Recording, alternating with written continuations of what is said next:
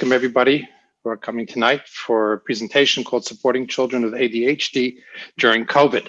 And our focus tonight will be on a general overview of ADHD and then specifically how it applies perhaps beneficially even during this period of the COVID virus. I will try to speak for about half hour, maybe 40 minutes at the most, but then we'll have time hopefully for everybody's input and questions. First, let me again formally introduce myself. My name is Dr. Blumenthal. I am the director of the Trauma, Bereavement and Crisis Intervention Department for Ohel Children's Home and Family Services. Let me start by thanking Ohel and our CEO, David Mendel, and our Presidium, Jay Kestenbaum Malzachter, who make it possible for us to provide these webinars and the groups, many of which we're providing throughout this COVID crisis. I also want to acknowledge the support and help we get from the UJA, which is helping fund many of these programs, and we express our gratitude to them. Also, my coworkers, Sivi Ryder, Shaul Chernovsky, Laurel Bart, the tech team that are no less important than our PR people, Tamar Kornfeld and Shanna Blisco, all of whom help make this possible. We welcome your input and questions. In other words, if you have particular questions to ask or if you have some input, we have a fairly large group. Last time I checked, well, I can look now. All right, we have 70 people, so it's not going to lend itself to people unmuting themselves and jumping and asking questions, making comments. So what we're going to encourage as we do when we have a large group like this is to use the chat option in the bottom of your computer. I'm not sure exactly where it is in the phone, but I'm sure it's there also. There is a chat option, and we can, yes, oh, okay. Please feel free to ask questions in the chat, to make comments. I will periodically check them and try to address them either during or after the presentation. There are basically three ways in which you can enter comments and questions in the chat. You can make it just generally open so that everybody can see who's asking the question, making the comment. So you can make it to everybody. And of course, I'll read it and everybody else will.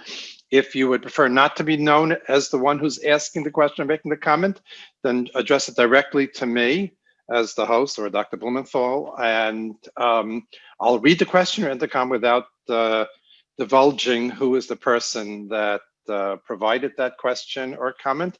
And if there's something you wish to discuss that you don't want me to even talk about in the front of this large group, just indicate that in the chat that there's an issue that you'd like to discuss with me, and we'll make sure that I'll be able to speak to you at some point after, maybe more likely tomorrow, but we'll make ourselves available to you. This is being recorded. A few people have asked that question. So it's being recorded, and it will be available in a few days on the Ohel website or on YouTube.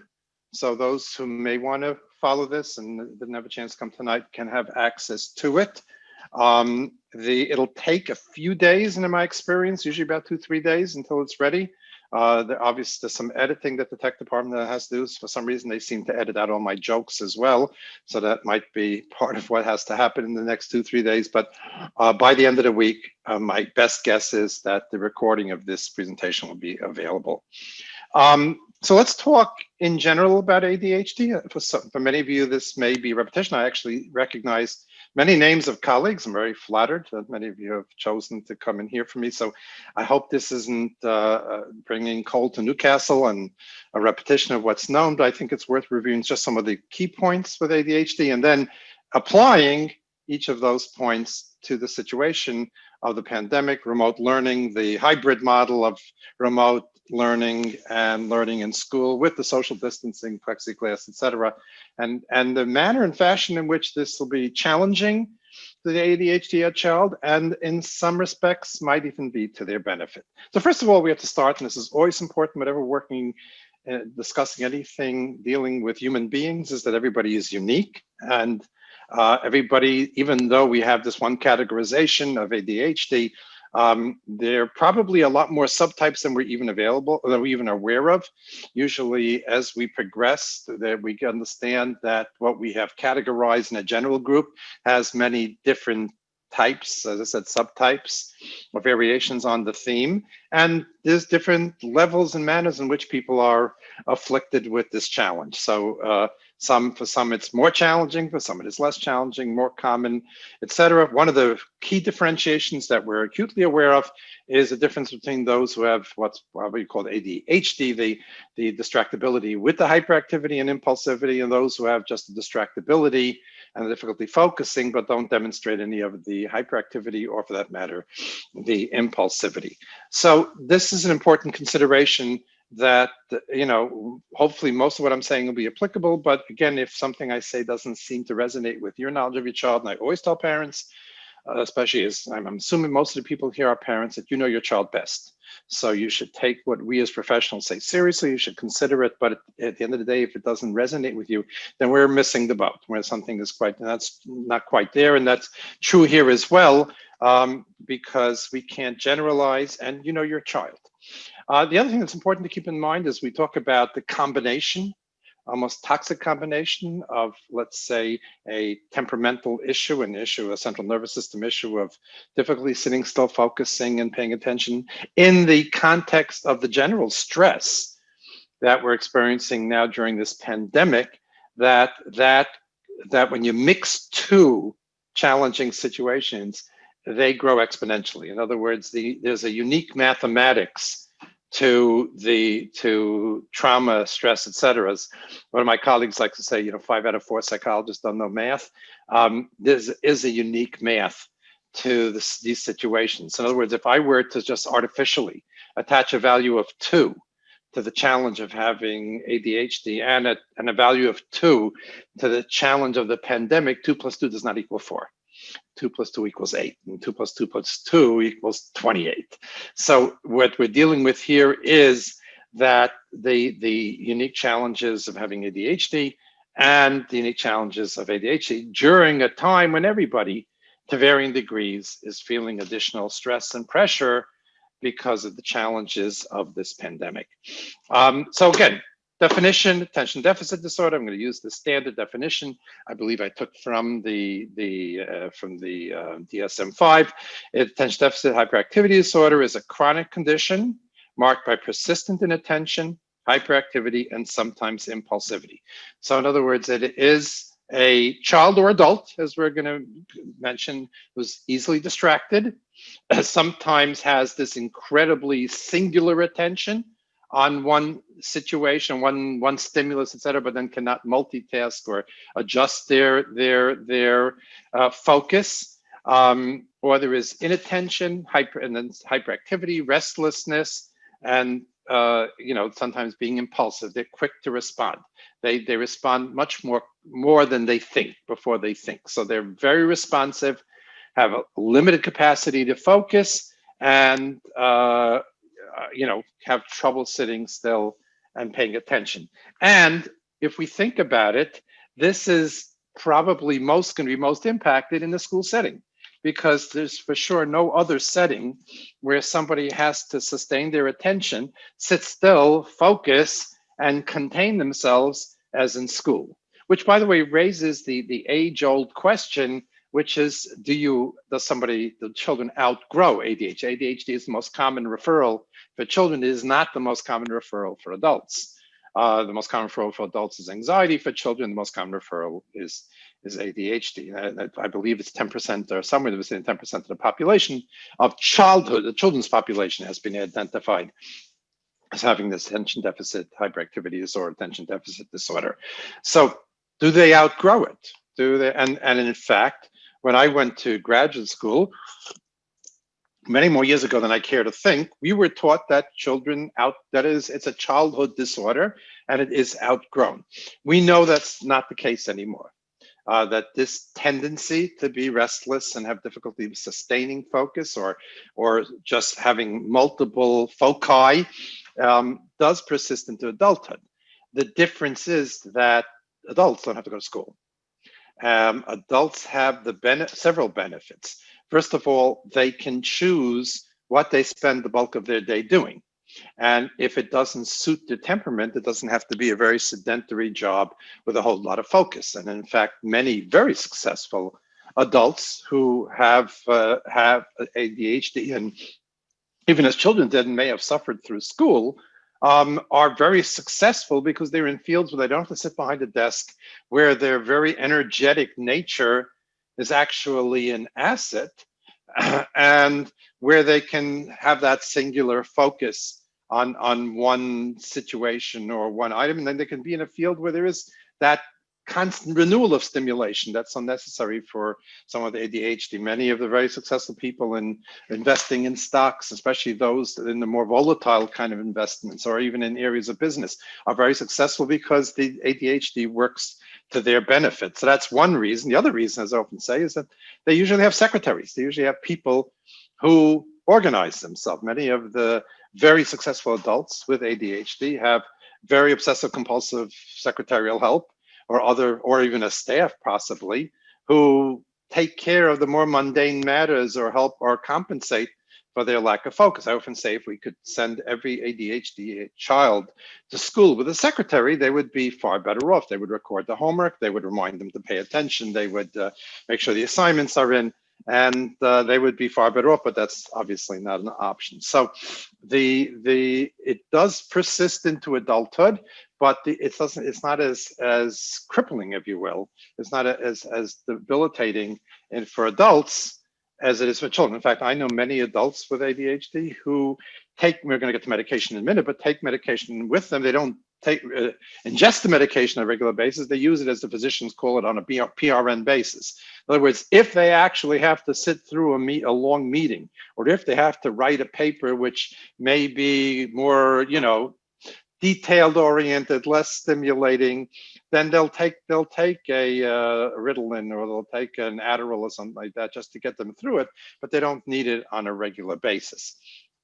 So therefore, it's, as I said, it is a central nervous system issue that persists into adulthood. And this, by the way, is going to become important when we talk about helping the kids develop skills, because even though a lot of these skills that they are taught may not suffice in school, they will be what the child will probably be using as an adult when they don't need to spend the entire day. Sometimes I tell parents when I'm counseling them that unless your child's going to become a career soldier, they're not going to be as a regimented setting as schools are, which require just even to raise your hand to go to the bathroom. This is unheard of in most work settings, and therefore they don't need that kind of self-restraint and control. Now, what should be evident from all this as well, and I hope this is going to be redundant for everyone here, and especially when I'm addressing myself now to parents, it's not your fault. It's not that you didn't parent right. It's not that you didn't eat the right kind of foods when you were carrying your child. It's not because you didn't provide them with enough soothing music when they were in the crib. This is a central nervous system idiosyncrasy.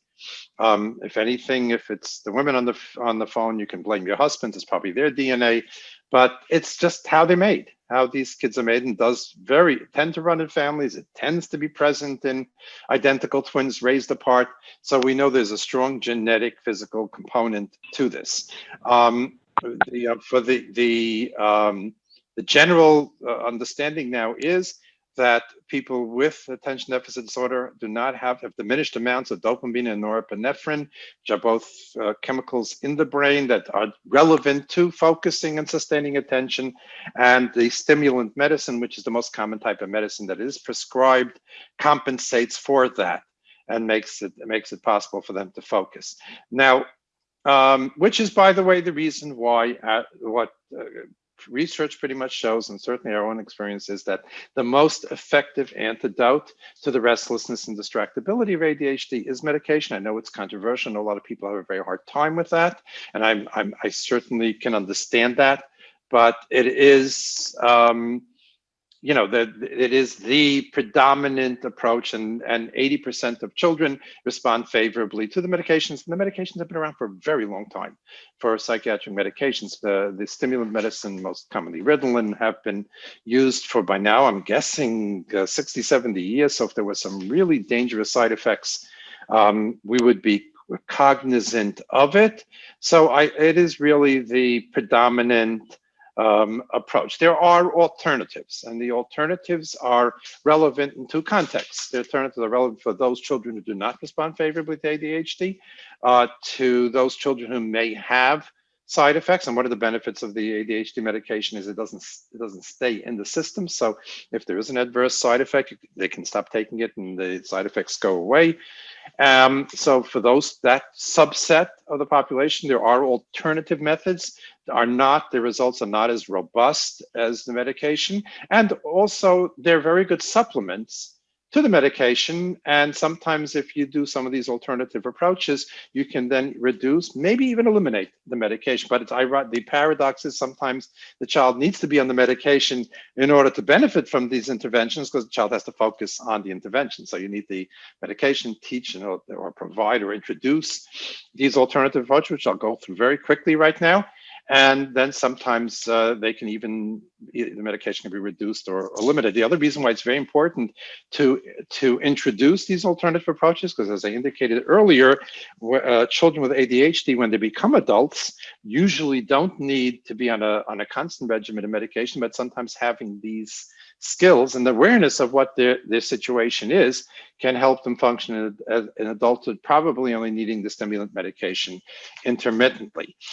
So what are some of these alternatives? There is some data, it's weak, that diet does have an impact on ADHD, food colorings, food additives, omega, I forgot what, but that helps with attention. Again, this is all, you can all access this information. So it does seem that diet is important. Some of the high sugar, obviously beverages and snacks are going to make anyone hyper. So certainly, you don't want your child to be deprived of any treats. I mean, that's just part of being a child, but to be cognizant of what foods you give your child and try to educate yourself. And then later on, maybe not when they're very young, but as they get older, to educate them in terms of the impact of diet, because that'll be relevant to them, as I said, as they go into adulthood. There is some very compelling evidence right now that various types of physical activity is useful in helping children remain focused and contain hyperactivity. School districts that have increased their recess, if not even the amount of time of recess, but the frequency of opportunities for the children to engage in physical activity, seem to help in help the children focusing better. There are school districts now that are increasing their recess, or what I'm aware of in the yeshiva settings, where there's sometimes not that much time to do that where teachers will actually take breaks and do calisthenics and different types of exercises, and that helps the child focus. In Finland, apparently the schools have much more frequent recess, and they have very high academic scores, much higher academic scores than America. So school districts are now starting to adopt this practice. And then, of course, there's the famous desk pedal that I'm sure many of you are aware of, where the children actually have a pedal, like a bicycle pedal, at the bottom of their desk, and they can expend that energy throughout the day. And that seems to help them with their focus. I've heard parents anecdotally tell me that children who walk to school, or for that matter, children who, okay, I just want to check this messages. I just want to see chat messages if I can. Okay, hold on a second. I'm just gonna take a quick look at the messages. Okay, CBT, okay. Okay, CBT has been used, okay, thank you. And that went out, that's excellent to me. So people don't want to use traditional medicines. Have you worked with children our ages 9 who have used CBT and done well? No, I'm not familiar with it, I'm sorry, something I have to look into. What are realistic for a kid who can't focus without stimulus but can't take them because of side effects and are feeling down because they're having a harder time? Okay, ADHD, so I'm trying to address that right now, but I'll get to that sort of in a minute. And mindfulness, right? Okay. So what was I was starting to talk about? Yeah, the pedal. No, I've had parents tell me anecdotally that children who walk briskly to school or ride their bicycles to school, that it does seem to help with the focusing. Some people have suggested, again, CBT. I'm not familiar with that, I have to admit. And others have asked for the mindfulness assist. My guess would be that mindfulness would be good for the older children. I don't know if it would work as effectively with the younger children, But again, I'm not familiar with the data on that. If people have had data on that, I would appreciate it. Okay, so many of these messages are just coming directly to me, so you may not see them. Okay, another, by the way, approach, which is something worth considering, is making accommodations.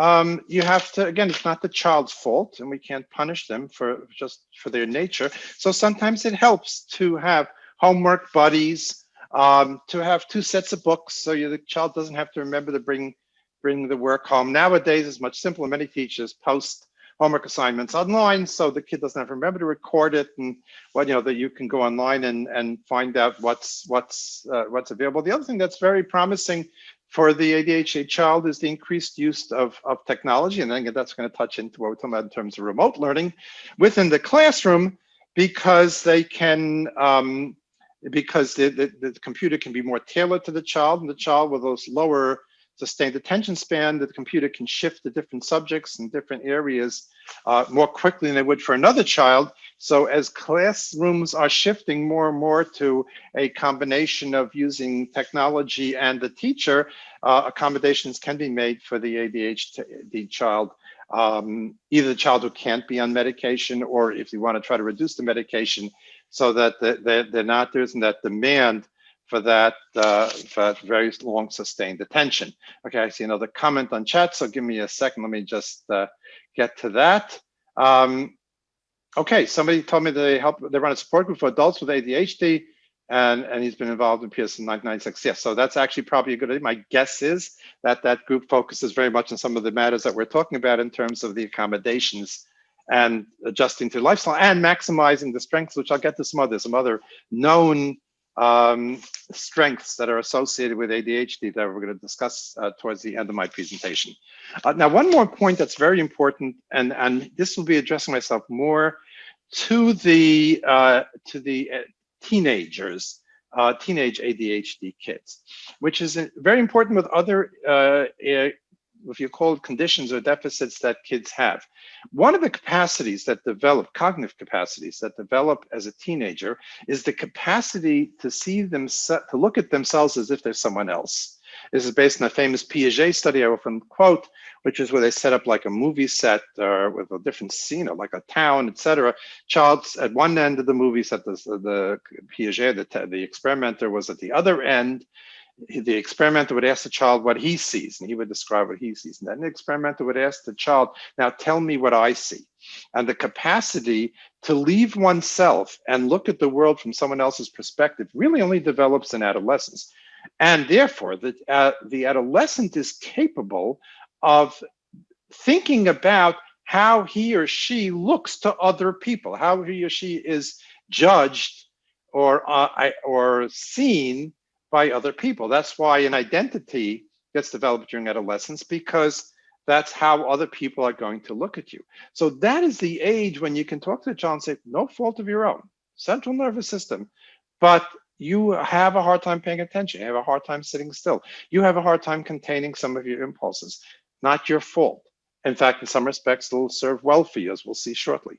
But you need to know that, and therefore you need to, in certain circumstances, most predominantly circumstances where you have to sit behind a desk, pay attention to information not necessarily relevant of interest to you, and focus, that's going to be hard for you. Those situations in which you'll thrive. So you can start talking along those lines of making those accommodations, having that sort of self-awareness, and making that adjustment or doing what's necessary to maximize your capacity to focus. I see a number of chats coming in, so I'm going to just take a quick break here, and then I'm going to get into COVID.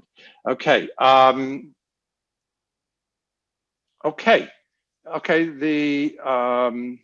My son's Rebbe, a teacher, lets him stand in the back of the class when he needs it. He loved being able to walk around during COVID learning by phone. Yeah, good. I'm going to get to that. Very good. Thank you. The person has a group. It's called Manhattan Adult ADD Support Group, and he's offering his. Why don't you give it to everybody? Good, to everyone, so that people can see it. Have you heard of a method called Brilla that is marketed to enhance clarity, improve concentration, attention, and reduce feelings of hyperactivity? No, I'm not familiar with that, but somebody is mentioning a supplement called Brillia, Sounds like almost short of brilliant. So Brillia as a consideration. And again, my general experience with these is that the evidence of their effectiveness is weak, but not non-existent, and certainly worth considering as part of that general method to perhaps reduce or eliminate medication, or to be able to function as an adult. So let's talk about ADHD now during the epidemic. Now, I came across two articles in my search, or two sets of articles, and both interesting in very different contexts, but not necessarily very positive in terms of, and my own observations are a little different. One actually that came from Israel found that people with adults and teens with ADHD who are not taking medication had a higher rate of infection than the general population of those who were taking the medication. And again, the reason they give is quite obvious, that they're neglectful and forgetful about social distancing, about the various hygienic practices. So therefore, probably for that reason, one could even say they may be, they're just more impulsive and not thinking or not focusing, and therefore they're more prone to disease. Whereas those who have their ADHD under control, in this case it was medication, had the same rates of infection. So we have to remember that remaining safe during this pandemic requires focus and remembering and concentration. Which is, by the way, why I have a mask in every one of my coat pockets, because I so often run out without them. To remember that'll ensure greater safety. The other one is one article appeared in the Journal of Adolescent Health, which did seem to suggest that teens with ADHD are having a higher time with remote learning than comparable peers without ADHD. So this was a sort of less promising article. It seemed to suggest that having a harder time. I have heard that as well, but I've heard a more mixed report. In some respects, the kids are having an easier time. A bunch of chats came up, so let me just quickly access that. Okay. Are there any risks? Are there any risks associated with taking meds long term? I don't believe so. I'm not a psychiatrist, so I would defer to them if there are anybody a psychiatrist on who can comment on that. I welcome that. I know that the most common problems that we see with the children, which could have some bearing if they're on it in a sustained sense for a long time, is it does affect their appetite. Although usually they're off medication at night, and then they, usually when the parents have cleaned up the kitchen and put everything away, they're ravenously hungry and want to eat. It seems to, for that reason, also postpone growth, but it doesn't. Ultimately, the child does achieve their full level of growth. Some have stomach problems with it. There also, by the way, on rare occasions, personality changes. That's one of those situations where you have to take them off it. Okay, Mike has got a lot of omegas and probiotics from yogurt, parfaits with hemp, chia and flaxseed meal. Good things are familiar because I jumped to Trader Joe this afternoon, okay? As well as fruit, a bit of vanilla, splash of sugar, and sometimes granola that also has flax seeds in it. Wow, okay. So again, you put this to everybody, so I'm glad you did. Let's let everybody know. I noticed you did not include Haagen-Dazs ice cream. I'm disappointed to hear that. As to ADD versus ADHD, DSM-5 more or less has taken out ADD. ADD is the inattentive type. ADHD with DSM-5 was standard. Hyperactive subtype was just that. Both are prevalent. Okay.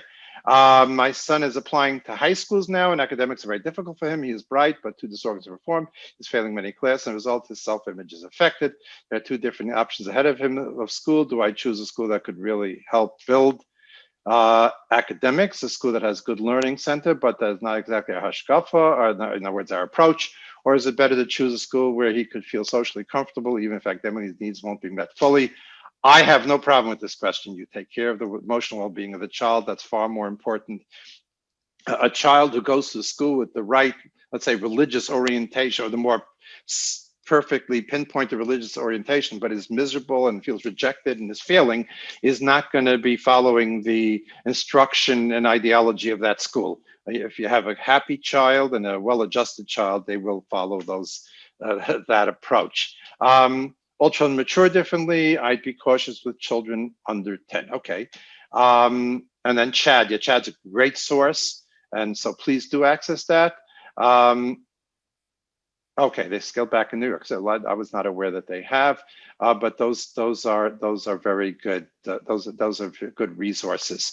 When you mentioned about self-esteem, also that's part of the problem. Even if a child will, as an adult, be able to much better manage the intention or use what's positive about it to their advantage. The problem we have is that for the first, but for not first, but for 12 years out of their childhood, the one context, the most, let's put it this way, the predominant context where they can feel good about themselves is a very structured and regimented setting.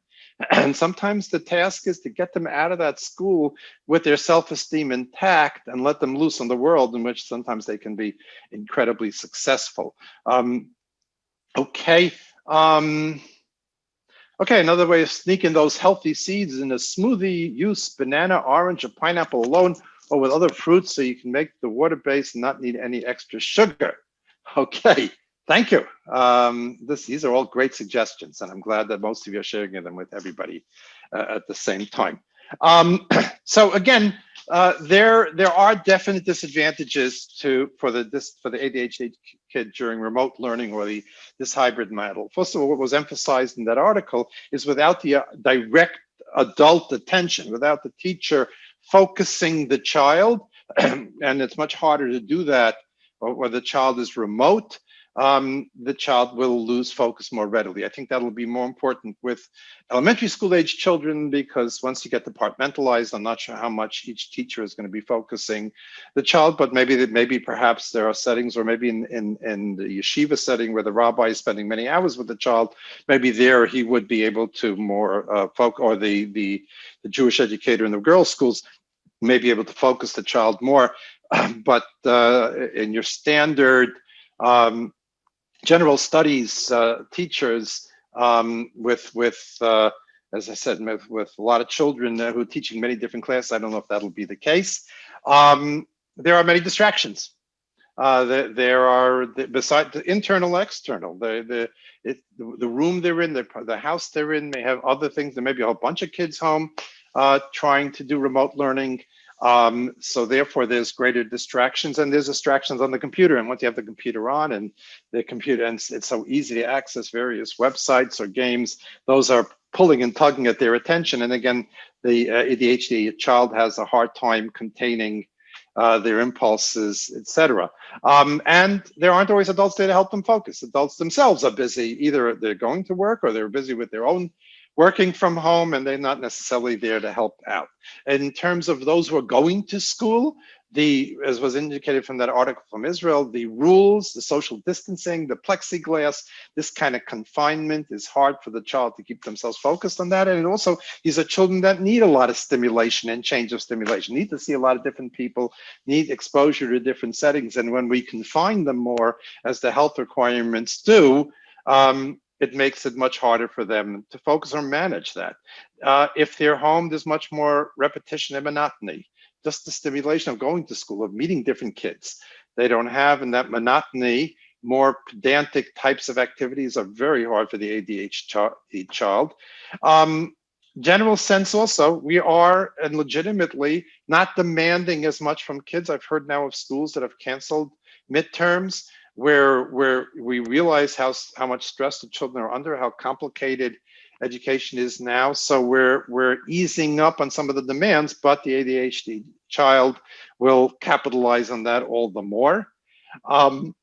And also, by the way, a very important part that we cannot lose sight of is that socialization is also hard for the ADHD child. They don't read the social cues. They're not, during early years, sometimes before the ADHD was addressed, they might have missed out on some of those early social acquisition of social skills. And therefore, to make up for it, the socializing when the ADHD is being treated become very important. But again, with the social distancing and with remote learning, that becomes harder to provide. Okay, a bunch of comments and questions came in. So let me get them. You tell you 7-year-old has ADHD may be different than others. I don't think so. I think that's something you save for later when they're teenagers. You tell them he's taking medicine to help them focus? Yes. Some people refer to it as a vitamin. One of the most touching scenes I saw once when I was working in a school is a young kid who had to get off the medication, who had some serious focusing problems. And while I was there talking to the teacher, he came up to the teacher and asked the teacher if he can get that vitamin that helps him pay attention. So the kids know when they do want it. Okay. All right, there's a lot of comments. Okay, okay, I'm available. Please contact me about any kind of presentations. Do you tell my son was just diagnosed with ADHD? Do I tell his school? Yes, I think you communicate with the school, and I think the schools most schools that I've dealt with have a very good understanding and grasp on this, and I think they'll be helpful as much as possible. Okay, someone would like to do a meeting. Okay, well, that's certainly possible. But I tell. Yes, I think you share with the school. There's always the issue of the self-fulfilling prophecy, that if a teacher, the Pygmalion in the classroom, will the teacher know something? Will that become? Then will the teacher treat the child differently? If it's something that any situation that you think the child has overcome and it's an issue in the past, then you don't have to necessarily share it because that is a risk. But the benefits of the accommodations and working collaboratively with the school, I think, far outweigh that. Okay, for the ADHD, we try to give them one thing to be focused on. Yes. Or is it better for them to have a lot of different activities, the ones to keep them busy? It's important to have different activities, but not at the same time. So you may have to shift from activity to activity much quicker. So whereas the average child might be able to stay focused on one activity for 20 minutes, 30 minutes, you may have that ADHD child do 3 10-minute spurts. But while they're in those 10 minutes, it should be one issue.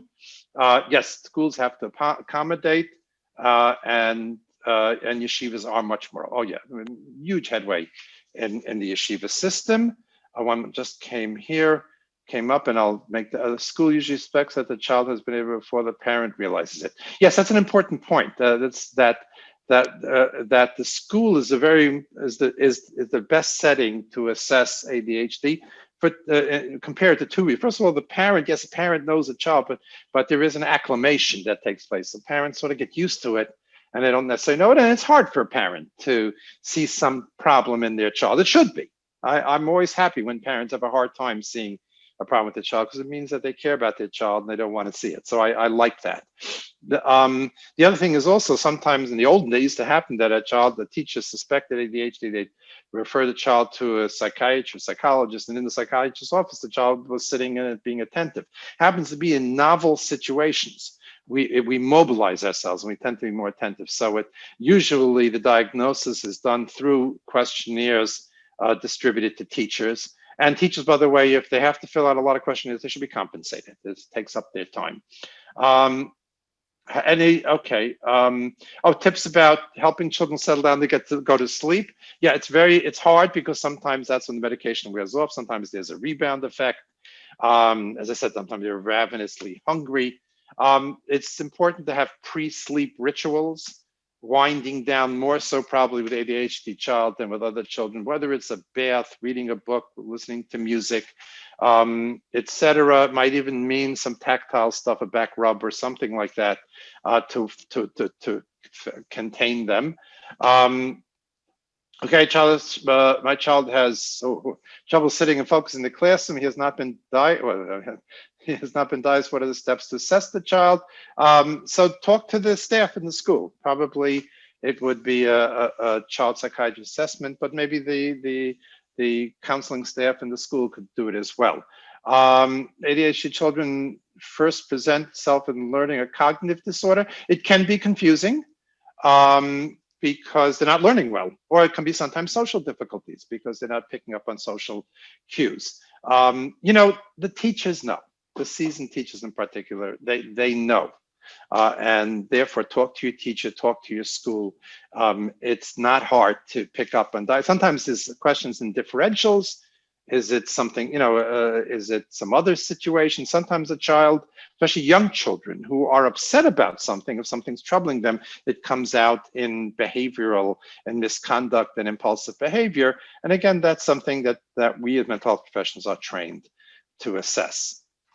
Okay, so let me let me talk about some of the things that you can do. So some practical solutions during this time. Okay, so first of all, try to provide oversight, even intermittent. The ADHD child, all the children probably need oversight with the remote learning, but the ADHD child all the more so. Not to catch them and punish them, but to refocus them, or sometimes to see that they're saturated, that they're at their breaking point, they can't go on. One of the benefits of the remote learning is that you can record the class. If you got to work it out with the school, but if the school's okay with it, and if it's just too much time for your child in this setting, then you're recording the lesson, let him run around, put him on his bike, send him out to the backyard to throw around the basketball and come back, and then you have the lesson recorded. And or for that matter, again, a very important to work with your school. The teacher may tell you, listen, I taught these three things, these two are more important. So if he doesn't have this the attention, etc., we all have to be very we have to be very practical and pragmatic and flexible. So we'll focus on those two. So oversight is very important. The setting that setting all children has to have to be is important, but all the more so with the ADHD child, because any distraction, whether it's sounds or even games or whatever, that if again, I'm very generous with people's space, but as much as you can, as much as your home setting allows, if there's remote learning, try to give them less distraction, etc. In the classroom, sitting social distance, sitting behind the plexiglass, putting the mask on, they need more reminders, mnemonics, etc. That'll assist them with that. When and when they are successful and able to sustain their attention and focus, they should be duly complemented more readily, or the standard, let's say, put it different, than a child without ADHD. And tell them, especially for the older kids, when you're talking to them already about this as who they are and as something they have to deal with, acknowledge for them that this is more difficult. This is more challenging for you, and you can let them know that, because this is going to be any time in their lifetime where they're going to have to sit and focus and remain in a sedentary situation. It's going to be more challenging for them. Work with the school and the teacher. Whenever there's conflict between a parent and a school and a teacher, nobody wins, and there's only one loser, and that's the kid. Teachers are imperfect, parents are imperfect. Work together, especially when your child has challenges. Make sure that you're coordinated, and if you need the teacher to put in extra time for the needs of your child, hopefully the school will compensate. If not, be generous with your holiday gifts. This is that they have lives too, and they should be rewarded, or at least be gracious and grateful for the extra work that they're putting in.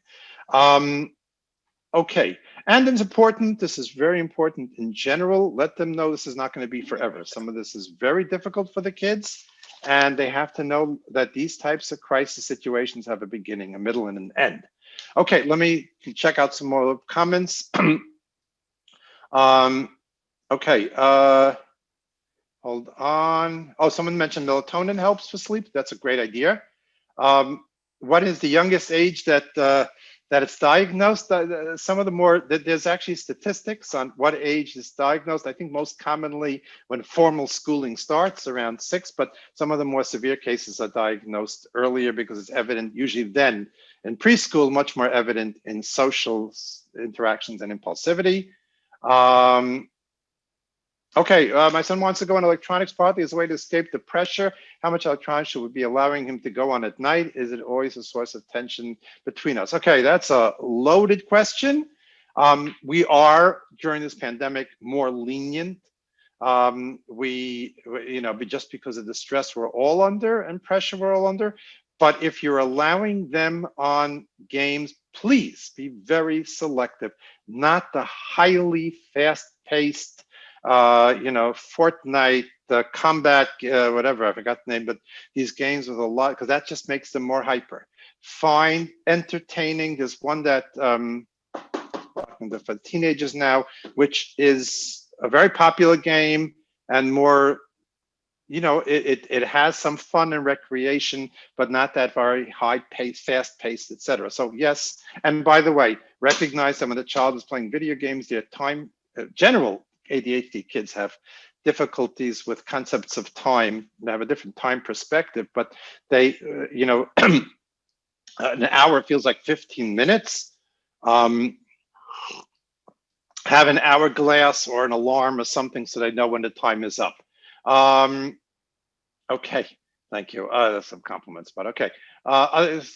Story tapes for sleep. Story tapes of music, relaxing, saying goodnight to each part of the body, and guided meditation. I have one of my cartoons, I forget where, but in my PowerPoints, which takes the goodnight moon. I see, oh, someone has goodnight Zoom, yeah. And it goes goodnight Twitter, goodnight Facebook, goodnight, yeah, so Pinterest. So yeah, you can do that. My contact information I'll share, no problem. Okay, talk to the team with ADHD, getting them motivated in learning, involved in learning. These are great. They're great tips for younger kids. What about teens? So interesting thing. I'm going to get to. Let me get to that. I'll get back to that when I speak about it later. Okay, this is to everybody, so everybody saw it. Okay, so is there a way to try to encourage a private Jewish school to have your child go? Should we try to put him in a private school? Okay, the teen game, I don't remember. I'm not sure what this question means, but I am a firm believer that you put the child in the school that the child needs to be in. And if they have a healthy, happy childhood, they're far more likely to follow the lifestyle that you promote. Okay, okay. Now let me just talk about some of the benefits that I think the pandemic has provided for ADHD children. First of all, they can move around more. They're not confined to a desk. Even if they're on the computer, not in school. In school, they're actually more confined because of social distancing, et cetera. But from the remote learning, they can, if they need to jump up and do calisthenics and whenever they need to while they're on the remote, or they can stand on their head or squirm around, and it's not going to be a problem. So that is a benefit. You have some control in terms, as I mentioned earlier, switching from subject to subject. You can record the lesson, you can end it when they need a break, and then continue. They can get the rest of the class while you're recording it again with permission. The other thing, by the way, that's and with this I'll conclude and take any further questions, is there's a body of literature that talks about the benefits of ADHD. Number one, their energetic nature serves them well, not necessarily in school, but can serve them well in other settings. There was one study that actually measured in Africa. There was a situation where there was a country in a drought and they needed food drops, and from airdrops of food. And of course, the ADHD kids got the most food because they're the fastest, the quickest, and they're pushing everybody else aside, and they're getting more food. Now, I'm not sure it's not ideal, but again, it shows that sometimes that energetic nature can work in there. Yeah, but most importantly, there's several articles that show that ADHD children and adults tend to be more creative, tend to be more imaginative. They don't feel as confined by convention and standard approaches. So they're going to think outside the box. They're going to think in a way, what they call in education, in a more divergent way. And therefore, if it's not stifled, or if they survive school with their self-esteem intact, they can be very imaginative and creative and have interesting approaches because they don't feel as confined by convention, given their more impulsive and energetic nature. So it can really work to their benefit. And the very interesting thing is one article I came across that demonstrated that this creativity is not stifled by the medication. That even on medication, the ADHD child and adult tends to be more imaginative and creative. And again, as they are home more, and we have a little bit more control, it gives us more of an opportunity maybe to enrich their education, give them opportunities to come up with imaginative, interesting approaches to situations and academic challenges that can be, and that's part of, as we educate them about themselves, as I mentioned during adolescence, that can be part of it.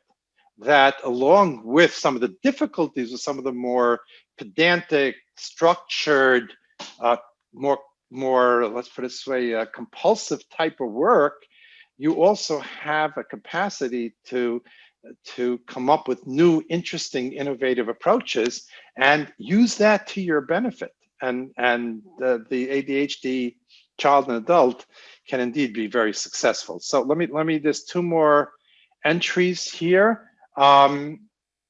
Okay, there are apps. Somebody asked me the name of that teen game, which escapes me now. It'll probably come to me as soon as this is over. Send me an email and I'll send it to you. There are apps out there that you can download for free to help you keep your ADHD child from wandering all over the web when online. Very good, thank you. Some filters that they encourage in the from community are wandering to the wrong website. Okay, again, listen, this speaks to know what your sites your kids are going to. Have those programs, quorum. Again, I'm blocking some of the names of these. There's some very good oversight programs, which, by the way, again, I always tell you this: if you have it for your child, have it for yourself. It makes it much more palatable. Know what they're going on. Okay, karate or piano lessons, great. Yeah, they need that. They need that activity. They need their artistic expression. Very important for the ADHD child. Also, by the way, if it's an area where they can be successful for their self-esteem. So if they're great at karate, the academic day may be very difficult, but then they can sort of feel better about themselves because they're so successful, and it can also be they can be boasting rights. That's important, and so therefore, please do encourage that. Okay, what's your opinion about stimulant versus drugs versus Strattera? Again, I'm not a psychiatrist. You really should be asking a psychiatrist. In my experience, which is much more limited than the child psychiatrist, the stimulant medication is far more effective than the Strattera, but Strattera is necessary. Strattera is an alternative medicine for ADHD if the child can't tolerate the stimulant medicine, which is the most common ones that are being administered. Okay, so with the ADHD, you'll be able to sustain piano lessons or go board. First of all, if it's a singular focus and if it comes natural, if they're naturally music, yes, they will. Or again, they'll learn or practice in spurts, which is fine. ADHD kids love charts and prizes. I hope so. I haven't found it to be terribly effective. I mean, all kids love prizes, but adhering to this charts or to have the patience to earn so many points doesn't always work so well with them, but maybe I'm wrong. Okay, in terms of socializing, is it okay for a child to social with younger peers, which encourages immaturity, but gives them social practice? Yeah, I guess it is, it's better than not socializing or feeling rejected, but you certainly want to try to, sometimes what I suggest to parents, once again, the attentional problems are addressed, maybe it's probably medication being used, is to, as they're acquiring social skills, is to gravitate towards those kids that can get along with everybody. There's some of those kids that are just the most flexible and socially adept. Start them socializing with those kids as they develop those skills. Okay, for your and David or Beacon School is a great yeshiva in Brooklyn for boys. Yes, our Beacon School is a very good school. Yes, it's been my experience as well. The medical community at MH just moved, looking at which neurotransmitters lend themselves for adults to excel in arts and science. Interesting. Thank you for that input. Okay.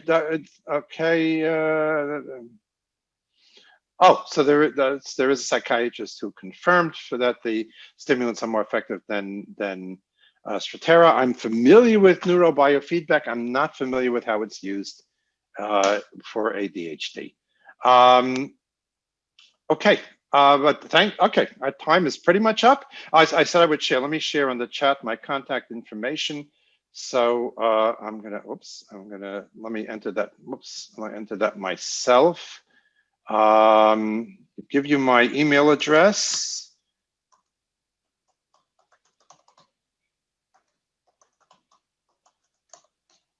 And I think it's the best way to contact me. And I do respond pretty quickly to emails, so feel free to contact me that way. Or for that matter, okay, also someone mentioned that it helped majorly as a teen in yeshiva. Okay, good to know. I'm learning myself from this. But feel free to contact us at Ohel as well if we can be of any assistance in any of the stresses or the pressures from this pandemic.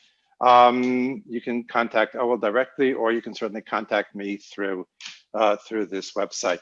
Okay, thanks for everybody. This was really great. I agree with everyone that it was really very useful and great fun, and I think a lot of your input and questions really contributed to that. Thank you very much, and hopefully this will be over soon, and we'll get back to our normal life, whatever it is, or we'll be all the better off as a result of it. Okay, have a good night, everybody.